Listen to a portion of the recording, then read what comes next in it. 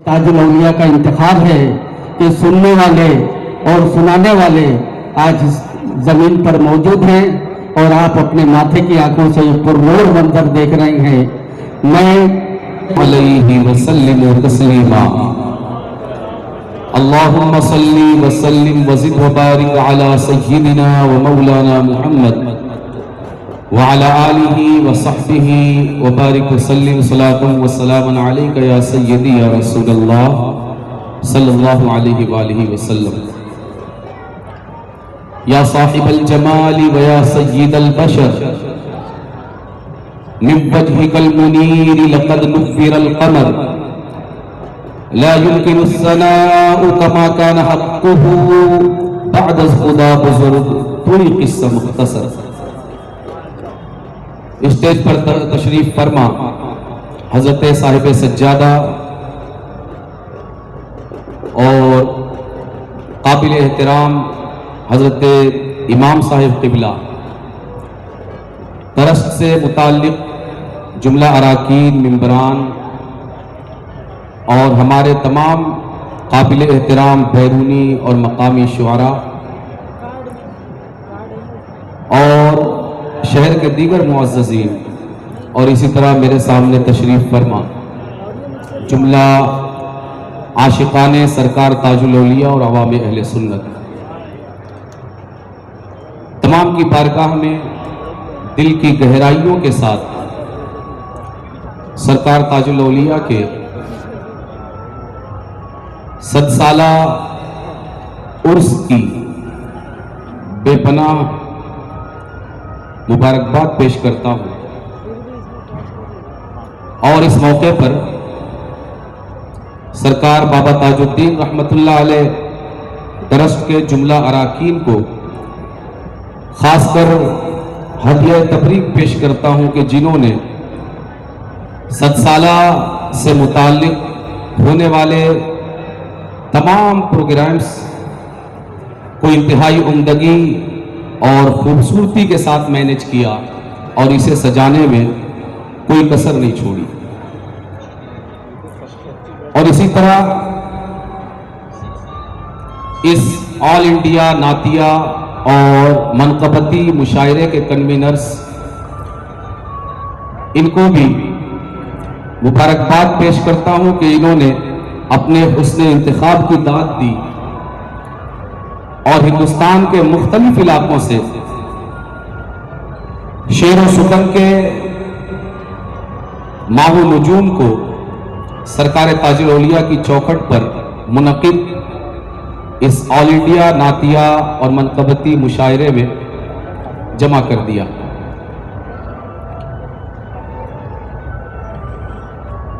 हम बिफ़ज़्लिही ताला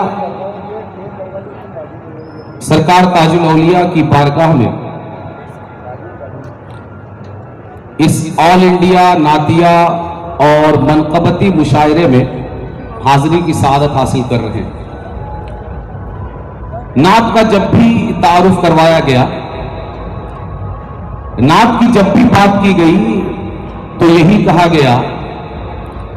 कि नात एक बड़ा दुश्वार गुजार रास्ता है,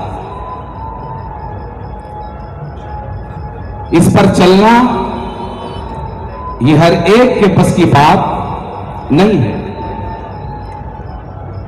लेकिन मैं इस मौके पर सरकार ताजुल औलिया की चौखट को चूमते हुए आपकी बारगाह में यह अर्ज करना चाहता हूं कि नात का रास्ता और नात गोई का फन ये मुश्किल तरीन रास्ता या दुश्वार गुजार राह नहीं, बल्कि ये एक नामुमकिन काम है इंसानी मिजाज के लिए कि वह सरकार दो आलम सल्लल्लाहु अलैहि वसल्लम की बारगाह में कमा हक़्क़ुहु नाते पाक पेश कर सके और आपकी तारीफ बयान कर सके। इसीलिए जब गालिब ने नाते पाक कलम बंद करने के लिए कलम उठाया तो उन्होंने कहा, गालिब सनाए ख्वाजा बयस्ता गुजाश्ते غالب ثنائے خواجہ بیزدہ گذاشتے کا ذات پاک مرتبہ دانے محمد است کہ غالب ہم ذات پاک مصطفیٰ کی تعریف اور مدح بیان نہیں کر سکتے، اور یہ کام ہم اپنے پروردگار ہی کے لیے چھوڑتے ہیں، اس لیے کہ وہی ذات محمدی کا مرتبہ جانتا ہے۔ اور میں نے یہ جو عرض کیا کہ نعت گوئی کا فن یہ دشوار نہیں بلکہ حقیقت میں ناممکن ہے، اس لیے کہ نعت مصطفیٰ کی شان بیان کرنا، اور آپ کو پتا ہے کہ شان بیان کرنے کے لیے جس کی شان بیان کی جا رہی ہے پہلے اسے پہچاننا اور اس کی معرفت حاصل کی جانی ضروری ہے۔ اور کون ہے اس کائنات میں جو یہ دعویٰ کر سکے کہ میں مصطفیٰ جان رحمت صلی اللہ علیہ وآلہ وسلم کی معرفت رکھتا ہوں اور آپ کی پہچان رکھتا ہوں؟ آپ کو تعجب ہوگا کہ اس نبی رحمت صلی اللہ علیہ وآلہ وسلم کی 1400 سال بعد پیدا ہونے والی سنتان سرکار تاج الاولیاء کی معرفت تو زمانے کو نہیں ہو سکی، جس کے نتیجے میں 16 سال زمانے والوں نے آپ کو جیل کی ہوا کھلائی۔ اگر 1400 سال بعد پہلے پیدا ہونے والے اس شہزادہ رسول کی معرفت حاصل نہیں کی جا سکتی تو آپ یقین جانیے کہ نبی محترم کی معرفت حاصل نہیں کی جا سکتی۔ لیکن زمانے نے تاج الاولیاء کو نہیں پہچانا، مگر تاج الاولیاء تو زمانے کو پہچانتے تھے۔ آپ جب پاگل خانے میں تشریف لے گئے تو دنیا آپ کے اپنے علاج کے لیے آپ کو پاگل خانے میں لے گئی تھی، لیکن سرکار تاج الاولیاء جب اس پاگل خانے میں 16 سال اپنی زندگی گزار کر اور بندوں کو رب کے ساتھ جوڑ کر 16 سال کے بعد جب راجا رگھوجی راؤ کے زرے نقد ادا کرنے پر آپ جب پاگل خانے سے نکلنے لگے تو پھر فرمایا کہ اب یہ پاگل خانہ نہیں بلکہ ولی خانہ ہوگا۔ آپ کے یہ کلمات تھے، آپ نے فرمایا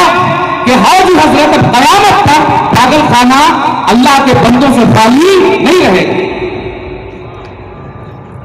تو اگر تاج الاولیاء کی معرفت حاصل نہیں کی جا سکتی، اور میں نے یہ اپنی مرضی سے نہیں کہا، نبی رحمت صلی اللہ علیہ وآلہ وسلم خود ارشاد فرماتے ہیں یا ابا بکر لم یعرفنی حقیقتا غیر ربی، اے ابو بکر اگر دنیا میں کوئی نبی کو پہچان سکتا اور معرفت حاصل کر سکتا تو وہ ذات ابو بکر صدیق تھی جو نبی کریم صلی اللہ علیہ وآلہ وسلم سے حد درجہ قربت کے حامل تھی، لیکن آپ نے اسی انتہائی قربت رکھنے والی ذات سے ارشاد فرمایا اسی کو خطاب کر کے کہ اے ابو بکر مجھے میرے رب کے علاوہ حقیقت میں کوئی نہیں پہچانتا۔ اب اگر کوئی پہچانتا نہیں تو ظاہر سی بات ہے کہ شان بیان کرنے کے لیے پہچاننا ضروری ہے، اور جسے پہچانا نہیں جا سکتا اس کی شان کما حقہ بیان نہیں کی جا سکتی۔ اسی لیے قلم لکھتے لکھتے خشک ہو گئے، زمانے بولتے بولتے تھک گئی، اور زمانے میں ہر زبان میں ہر شاعر، ہر خطیب، ہر مقرر اس نے بارگاہ رسالت میں اپنے اپنے طور پر خراج عقیدت پیش کرنے کی کوشش کی، لیکن اخیر میں سب نے اپنی ناتوانی اور اپنی کم علمی کا اس بارگاہ میں اعتراف کیا، اور ہر ایک اپنی زبان حال سے یہ پکارتے ہوئے نظر آئے کہ لا یمکن الثناء کما کان حقہ، بعد از خدا بزرگ کوئی قصہ مختصر، کہ آپ کی ثنا کما حقہ بیان نہیں کی جا سکتی، بس ہم اتنا جانتے ہیں کہ بعد از خدا اگر کوئی شخصیت ہے تو وہ آپ ہیں۔ اور حق ادا بھی کیسے کیا جائے، اس لیے کہ نبی کریم صلی اللہ علیہ وآلہ وسلم کا سب سے پہلا نعت گو خود خدائے لم یزل وحدہ لا شریک، حضرت سیدہ عائشہ صدیقہ رضی اللہ تعالی عنہا سے جب پوچھا گیا کہ مصطفیٰ کے اوصاف بتائیے تو فرمایا کان خلقہ القرآن، کہ مصطفیٰ کے اوصاف اگر تمہیں دیکھنا ہے تو قرآن میں دیکھو. یعنی مصطفیٰ کا وجود بعد میں ہے اور مصطفیٰ کی نعت کا وجود مصطفیٰ کے وجود سے پہلے. مصطفیٰ ازلی نہیں ہے مگر مصطفیٰ کی نعت ازلی ہے، اس لیے کہ قرآن خدا کا کلام قدیم اور کلام ازلی، اور قرآن یہ مصطفیٰ کی نعت ہے. اور دوستوں حق ادا بھی نہیں کیا جا سکتا. انسان نے کوشش کی لیکن ہم نے مصطفیٰ کے آنے سے پہلے تک ہم نے یہی سنا تھا کہ گورے رخسار یہ قابل تعریف ہوتے ہیں، سراہی دار گردنیں یہ سخن کا موضوع بنتی ہیں، سرو قد یہ حسن کا پیمانہ بنتا ہے، اور بلند قامت یہ شعر کا موضوع بنتا ہے. لیکن آپ نے رسول اللہ سے پہلے یہ نہیں دیکھا ہوگا کہ زبان کی تعریف کی جائے تو زبان سے نکلنے والے کلام کی بھی تعریف کی جائے، کان کی نعت پڑھی جائے تو کان شریف کی سماعت کی بھی نعت پڑھی جائے، اگر قدموں کی تعریف کی جائے تو اس خاک کی بھی تعریف کی جائے جو ان قدموں سے مس کر جائے. آپ اور ہم قربان جائیں کہ کسی انسانی شاعر نے نہیں بلکہ جب خدا مصطفیٰ کی نعت کہتا ہے تو صرف مصطفیٰ کے لب نازک کی نعت نہیں کہتا بلکہ مصطفیٰ کے لب نازک سے نکلنے والے کلمات کی بھی نعت کہتا ہے. ارشاد فرماتا ہے وما ينطق عن الهوى ان هو الا وحی یوحى. اور جب مصطفیٰ کے قدموں کی تعریف کرتا ہے تو صرف قدموں کی تعریف نہیں کرتا بلکہ اس خاک پاک کی بھی تعریف کرتا ہے جو مصطفیٰ کے قدموں سے مس ہو جاتی ہے. ارشاد فرماتا ہے لا اقسم بهذا البلد وانت حل بهذا البلد. آپ قربان جائیے کہ اللہ تبارک و تعالی خود جس کا نعت گو ہو، بندوں کی کیا مجال کہ بندے اس کی بارگاہ میں کماحق روح ہدیہ خراج پیش کر سکیں. اور منقبت اور نعت ان دونوں کا آپس میں بڑا گہرا تعلق ہے. یعنی آپ یہ سمجھ لیں کہ آپ نے دو طرح کی نعتیں تو سنی. ایک وہ نعت ہے جو شاعر کہتا ہے نظم کی صورت، اور ایک وہ نعت ہے جو خطیب اور مقرر کہتا ہے نثر کی صورت میں. لیکن میں آج نعت کی ایک صنف کو آپ کے سامنے اور متعارف کروانے جا رہا ہوں، اور نعت کی وہ صنف ہے عملی نعت. اسی لیے ہم کہتے ہیں نا کہ غوث مصطفیٰ کی اداؤں کی سچی چلتی پھرتی تصویر ہیں، خواجہ مصطفیٰ کی اداؤں کی چلتی پھرتی تصویر ہیں، قریب نواز، قطب الدین، فرید الدین، نظام الدین اور تاج الدین مصطفیٰ کی اداؤں کی چلتی پھرتی تصویر ہے. اس کا کیا مطلب؟ اس کا مطلب یہ ہے کہ تاج الدین جب چلتے ہیں تو ان کا چلنا نعت کہہ رہا ہوتا ہے، تاج الدین جب کھڑے ہو جاتے ہیں تو ان کا کھڑا ہونا نعت کہتا ہے، تاج الدین جب گویا ہوتے ہیں تو ان کا بولنا نعت کہہ رہا ہوتا ہے، تاج الدین جب خاموش ہو جاتے ہیں تو ان کا خاموش ہونا